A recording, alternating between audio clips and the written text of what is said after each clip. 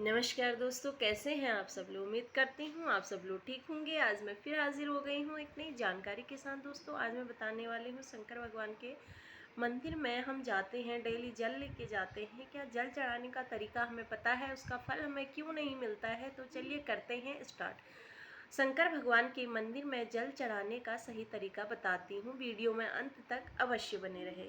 सबसे पहले अगर हम शंकर भगवान को जल अर्पित करते हैं तो उनके जलाधारी पर जल नहीं चढ़ाया जाता है। आप जहाँ से जल बहता है वहाँ से आप जल चढ़ाना स्टार्ट करें, बहुत सही तरीका है। वहाँ से जल चढ़ा के आप थोड़ा ऊपर आ जाइए, वो गणेश भगवान का स्थान है। दूसरा, आपको फिर अशोक सुंदरी पे जल चढ़ाना है, जो बीच में अशोक सुंदरी का स्थान है, जो शंकर भगवान की सबसे छोटी बेटी है।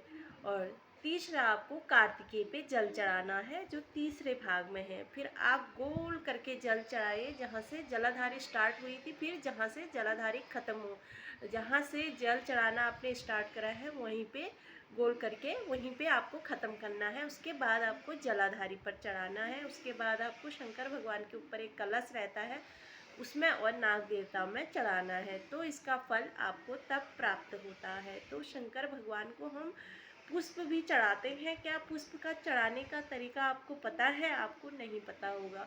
आपको क्या करना है, शंकर भगवान के अगर आप फूल चढ़ाते हैं तो शंकर भगवान को फूल का मुंह उनकी साइड करना है, अपने साइड नहीं करना है। अपने साइड आप करते हैं तो इसका मतलब आप अपने परेशानियों में घिरे हुए हैं। यह दर्शाता है कि हम परेशानियों में घिरे हुए हैं, तो वो हम मुंह कर सकते हैं अपनी तरफ। शंकर भगवान को अर्पित कर रहे हैं तो शंकर भगवान की तरफ फूल का मुंह होना चाहिए, तो वैसे रखना है। अगर गलती से भी हमसे उल्टा फूल रखा जाता है तो यह शंकर भगवान की चेतावनी होती है कि हमारे जीवन में कुछ न कुछ घटित होने वाला है। तो हमें फूल भी बता देता है कि हमारे जीवन में परेशानियां आने वाली हैं और हम समझ नहीं पाते हैं।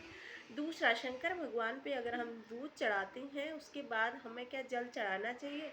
बिल्कुल, शंकर भगवान पे अगर हम दूध चढ़ाते हैं तो उसके बाद हमें जल चढ़ाना चाहिए, तब वह दूध चढ़ाए हुए का फल प्राप्त होता है। दूध चढ़ाने से संतान की प्राप्ति होती है। अगर आपकी संतान नहीं हो पा रही है, आप हॉस्पिटलों के चक्कर खा खा के परेशान हुए और कई प्रयास कर चुके हैं, तो आप कम से कम 108 सोमवार अगर शंकर भगवान को दूध अर्पित करोगे तो आपकी कोख अवश्य भरेगी। आप यह अवश्य कर सकते हैं। अगर यह करोगे, अगर विश्वास और श्रद्धा भाव में भगवान है, जिस भाव से आप भगवान को पूजोगे उस भाव में भगवान है, तो आप हर सोमवार को दूध चढ़ाना स्टार्ट कर दें। अगर हम शंकर भगवान पे दही चढ़ाते हैं तो परिवार में सुख संपदा बढ़ती है। दही चढ़ाने के भी फायदे हैं। आप दही अगर शंकर भगवान को अर्पित करते हैं तो जल अवश्य चढ़ाएं। और घी चढ़ाने से शंकर भगवान हमें क्या देते हैं? सुख समृद्धि और घर में शांति का वातावरण बना रहता है।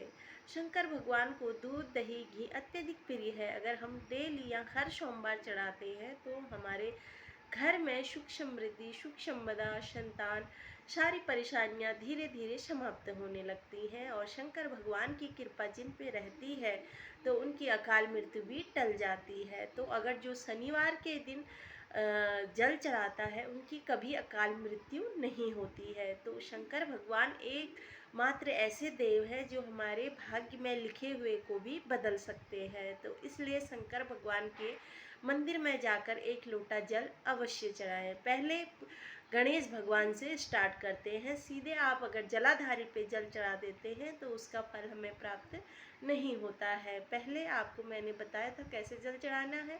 और अगर गणेश भगवान की मूर्ति वहाँ पे रखी हुई है तो आपको उस पे पहले जल डालना है।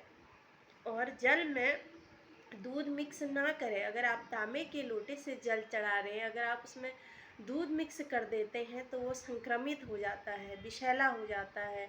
तो इसलिए तांबे के लोटे में जल में दूध मिक्स ना करें। उस जल चढ़ाए हुए का फल आपको प्राप्त नहीं होगा और उसके दोष आपको अवश्य लगेंगे। तो आप शंकर भगवान के मंदिर में जाकर खाली जल चढ़ाएं। तो आप जहाँ से जल बहता है वहाँ से स्टार्ट करें और जहाँ से जल बहता है वहीं पर ख़त्म करें। ऐसा आपको करना है, तब आपको जल चढ़ाने के फल प्राप्त होंगे। फिर मिलती हूँ नेक्स्ट वीडियो में नई जानकारी के साथ। आई होप आपको अगर वीडियो पसंद आए तो आप लाइक एंड सब्सक्राइब अवश्य करना और कमेंट में जय श्री महाकाल अवश्य लिखना।